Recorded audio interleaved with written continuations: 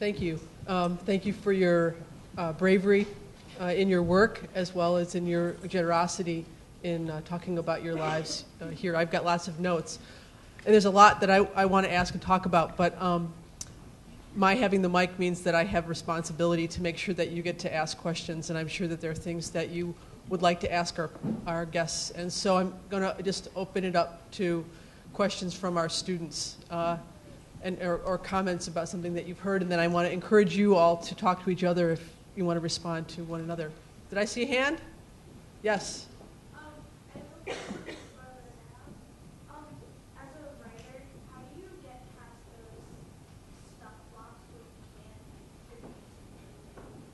So how do you get past the stuck places as a writer? And any of you could answer this. Yeah. But Lenelle, it was addressed to Lenelle. Yeah. I do I experiment with other forms. So for me, one of the things that's been great in my artistic practice is to go to collage. I make a lot of collages. And, I hum to myself. I mean, I think that writing has ebbs and flow. I mean, there are times where it's really working, and there are times that it's totally stuck, and I don't fight the stuck. I think that's part of the process, and I just sort of lean into a different form and see what happens. And usually, after collaging for a while, my mind is open and I'm relaxed, and I can go back to my journal or my typewriter. Anybody else want to talk about being stuck? No, I think that I don't fight the stuck really either. I just go see a movie, or take endorphins and things like that. Yeah, I don't give myself more pressure. You can create some major crap writing under pressure when you're not really wanting to do it. Question, comment? Yes.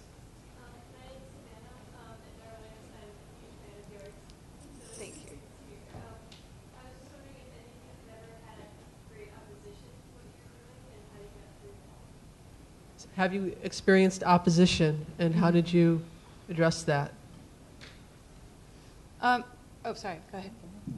Yeah, I'll talk about the most interesting kind. There's a lot of pervasive weird things, but there's some things that happen to you that are so bad that you just know that it's the preamble for, the thing that you're going to be able to look back on. I had some nights, and I was left by that guy for his roommate. We were all in the same music scene, and he would show up at the open mics striding onto the stage, and I would be all, I have to leave because she's here. And it was, there was something, and I remember just playing in these really humiliating places, and just feeling like and then I would go home to my suburban home, where my parents were, and they say so-and-so's in blah blah school, and so-and-so's in blah blah school, and working with his dad at Wall Street, and Dar's a folk singer. And then when things started to turn around, what's interesting is that you discover some of the hidden passions of the people who were discouraging you to begin with. And they say things like my neighbor's dad said to me, Bill, who worked for IBM, he said, my wife has bought all this modern art. I don't get it. What is this stuff? And, he couldn't find the person to ask. And he's like, well, there's the folk singer. She's got it. So it's sometimes the people who give you the most, you'll definitely get it in your relationship, and that's male or female. That is, women do it to women. They'll say things like, oh, you performers, you just have to be so vain. I know that about you, or something. And that's the time to hit the road. You do need a basic amount of support, if not complete understanding, which is rare. I come from a somewhat traditional Latin American family, and I think what I do definitely keeps my mom awake at night. I mean, I think at this point she's proud and she's over the fact that I'm not going to become a lawyer like she really wanted me to. But I think there comes a point where you have to live your life for yourself and be firm and know that you're not doing what you're doing as a reaction against someone else. You're doing it because you honestly feel you have no choice but to do what you're doing, that you're so passionate about this and you feel so deeply committed to it that it is the only path. I think a lot of my resistance came from family, for sure. I mean, coming from an immigrant family, that the aspirations are doctor, lawyer, newly, and engineer. That's probably the past 5 years. It's been like, oh, you could be an engineer. But I always was drawn to the theater and always discouraged from doing that. And I remember, going to my theater teacher, who also taught Matt Damon and Ben Affleck, Jerry Specca, at Cambridge Ridge and Latin High School, and saying, Jerry, I can't be a theater artist. I love this stuff, but my folks are broke, and I can't do this. I can't, I have to make money for my family. And he said, "You'll never be a starving artist, Lenelle. You want it too much." And I was like, okay, all right, okay. And I think for all the resistance that I met with my family, there were these outside mentors that really, that became the family that I always wanted, to support my career. And I think it's about seeking those people that will love what you do and see who you are. And just last year, my folks saw I have a one-woman show called Wombwards Thirsting that I've been performing for a while, and my family came to see it for the first time last year on Halloween. At a theater called the Theater Offensive in Boston, and the brochures, had, it was part of a festival, and so it was my show, and then, the act after me was Sensation, a couple of drag queens from New York, and they were fabulous, and we had a dressing room together, and the stories I heard. But anyway, I sent the pamphlets out to my parents, and my father was like, "Oh God, I don't know, but I'll come," and he came, and my mom came, and afterward I said, "Okay, well, Pop, what do you think?" And he was like, "You're a professional. Very professional," And it was like, wow, wow. And I'm so grateful that they came when they came. If it had been when I first started doing this show, I don't think I could have handled it. But, I was ready to sort of, in the show I'm performing my parents, so I was ready to do that because I had all this, all this experience with this particular play and all this support from people who had loved it along the way. And, and I could just be my authentic self and do the show the way that it needed to be done and have their eyes sparkle. They became audience members. And yeah, so I mean, yeah.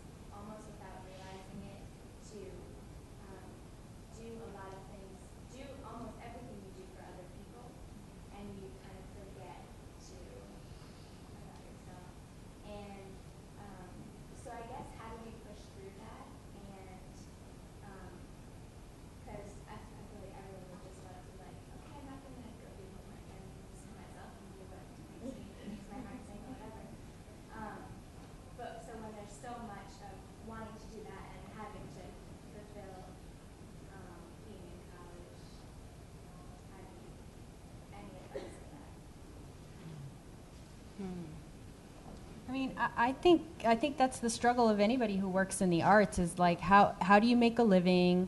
Is your day job different from your passion? I mean, you still have to pay bills, you have to pay college loans, you have to there are still responsibilities and expectations that outside people have.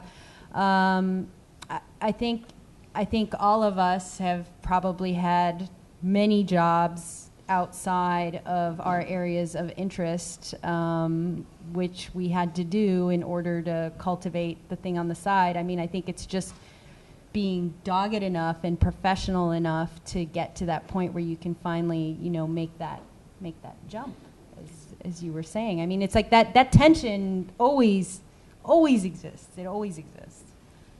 Yeah. And I find that it's a great thing to, I mean, if you find the thing that creates that feeling. The other day I was in the car with my son and he was spacing out, which was great, and I was spacing out. I thought, I'm so happy right now. What am I doing? And I'm writing a children's musical right now, and I'm trying to figure out, this person has this song that she sings when she cuts coconuts up, and she's and she's competing with this person. No, this is the way you cut, and then this machine comes and and it's evil. But I realized I was so happy coming up with all of the little rhythms of the coconut song, and and thinking about the dialogue, and then they could also talk about this, and courting your muse a little bit, finding the thing that awakens, that opens that window. I mean, that's really sometimes literally just something that just opens the window where the landscape isn't, where this isn't a group of people. Suddenly we look like a hive of colorful bees, or, it's just like the metaphors kick in, you see it differently. Courting the thing that will open that window will help you know. Like, I remember I went to Wesleyan, and there was a thing in the admissions book that said, if you don't stay up all night reading a book, that's not assigned, then your education has not been a success, And I was like, oh, give it a rest. And they also had this woman from the early 70s walking in the back, and they had the same picture. Everything in the admissions thing changed except for her at the end, and this guy explained, he said, because she looks like if you go to Wesleyan, she'll have sex with you. So anyway, there was two things that they did, that book thing and that woman. And these were because they wanted you to think that you were going to go to a place, well, for one obvious thing, but also for that experience of being so carried away by your passion that you stay up all night and you don't do your homework because you just had to read that book. And it's like, but then there's all these consequences, and where's that passion going to come from that pulls you along so strongly that you forget everything and everybody else? It's courting and creating that opportunity to meet with your muse is a challenge in and of itself. Finding that thing that creates that moment for you is, something that is very much your own, and no college is going to give that to you. So I want to follow up. Each of you have talked in different ways about working within constraints, kind of thinking about the numbers, or whether you want to, have to suck up and work in a corporate world, or family expectations. And I have a theory about development that isn't in any psychology book, but it starts with the acquisition of plants, and then you get pets, and then you get partners, and employment, and then progeny, and then parents. Then you're taking, and each of those represents something that you're taking care of.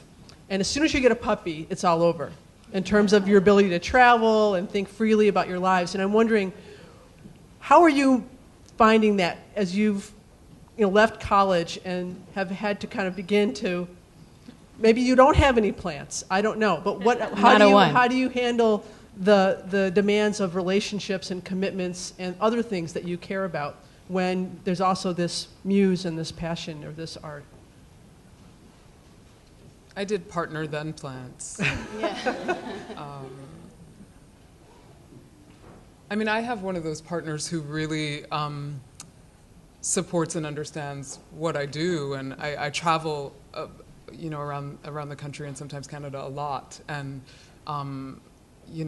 I couldn't if I didn't have somebody who was really supporting that and really holding the fort down, and also saying, yeah, do your thing. I know you need to go and meet these people that we don't know, but go and do that and share the work. And and I reciprocate, to the best of my ability. And it's hard. It's hard to, leave home, but I have to. So I go where I'm called, and lucky for me, sometimes I'm called home, and I put that time in and try to be present with that time. I think I wanted to add something on the money end of this, because I know that this is a big question. I think, definitely if you're pursuing an unconventional career, then hopefully you're not too wedded to the idea of having a lot of money, because it may just not be part of your day-to-day reality. I think part of it is being disciplined with money, of being prudent, but I also think we live in a society in which we give in to our desires almost instantaneously with like credit cards and buying houses and mortgages, and I mean this has all been like out in the news, and I feel like if you are gonna lead this kind of life, if this is gonna be something you're gonna do, you just have to kind of think about like trimming off the excess. It goes back to what do you need. It's not about what you want and having everything and constantly either wearing the latest clothes or going to the latest restaurants, but really thinking very prudently about what do I need to live so that I can do what I want. Because otherwise, I mean, I have seen so many creative, interesting people trapped in jobs that they don't want because they are paying for these, a certain kind of lifestyle. New car. Yeah, they're paying for a lifestyle. So there is a choice there, and it pays to start thinking about it in college when they're marketing credit cards at you and trying to get you buy all kinds of crap. Yeah. And it's amazing. I mean, and it's funny because I'm on sort of this other side of things where I had to I was profoundly single for a long time, or going out with band members, so it was mobile. But I didn't have houseplants. I still don't have pets. And now I'm rooting myself in a community of where there are people who travel and who are artists and they respect the arts, and we're all kind of picking up the slack for each other. And it's kind of I'm trying to walk my son to school. I'm trying to do some real kind of parenty things and do some of the kind of conventional parenting community things, because I don't want to be a joke. I don't want to be, Dar sort of off on her moonbeam. But at the same time, what I can give to the school is I come and I perform, and I talk to kids about, how cool it is to drop out of school. And then, we had a property that was well known because the former owner was known for two things. He had a great garden and he shot people's pets. And he died. But he left some great soil. And it was too much for us to deal with, so we put a fence around it with our neighbors and created a community thing. So I would travel, but I would come home and do some weeding when I was home, and they did weeding when they were home. And one time we had this huge dinner where we made, I think, 3 quarts of tomato sauce together and went through 6 bottles of wine. And, we became a community together where we could. And my husband and I do a lot of, I have a husband who helps me. Together when we're home, we have roots. We have community roots, we have friendship, we have spiritual roots, we have gardening, we kind of homestead our lawn, basically. We have food, not lawns, I say. And it's so nice to have, I have to say. And now I understand why everybody has those house plants and pets and all that weird stuff, because it's wonderful, and it's really great to have on this side of it. But there was a nomadic period, and that was over a decade of nomadic behavior that I still now, because I have community, I can fill in the gaps with being present when I'm present, as you said. Yeah. When I'm home, I'm home. Right. It's hard, though. Oh, yeah. It's really hard because somebody will call and there's a big, great gig that you feel like you have to do, and it's like, oh, but this is my 2 months where I'm supposed to be home. But I'll do it. But I'll do it. Want to come with me? Yeah. And you also have a home in a lot of different places, which Right. is a nice thing. If you find yourself traveling for a living, we're about to run out of fossil fuel, so maybe we're the last of the traveling. But I mean, the algae thing's very promising. But but I feel like I have a home in a lot of different places, and what's wrong with that? I mean, I feel at home in Northampton, where I used to live. So I came here today, and I was so excited. And I have friends in Burlington. I have friends in Boston, and in Boulder, and wherever they accept my kind of music, and it's great. I go to my sister's and I pull a lemon off the tree in California, and I don't do that here. Here I walk along icy streams, and it's really, I mean, that's a wonderful way to live too. And I also feel like I can spread hope to people and talk about how beautiful and exciting and swinging all the parts of the country are, and that's a good thing to spread, some good news to spread. Well, I'm hearing 2 things. I'm hearing encouragement to find your passion, and also kind of the cautionary tales about how you're going to live your life. And I'm also hearing some cautionary tales about falling in love with an artist. Be prepared to take care of the plants and the pets. in the garden sometimes. Word. I want to thank our panelists. I also know that there's a reception out here, and this is a chance for you to meet them personally. And Maureen. We have one thing. We just want to have our panelists remember resisting convention at Smith. So, I've never had Thank you. one of Please these. join us and our friends out in the reception. Thank you.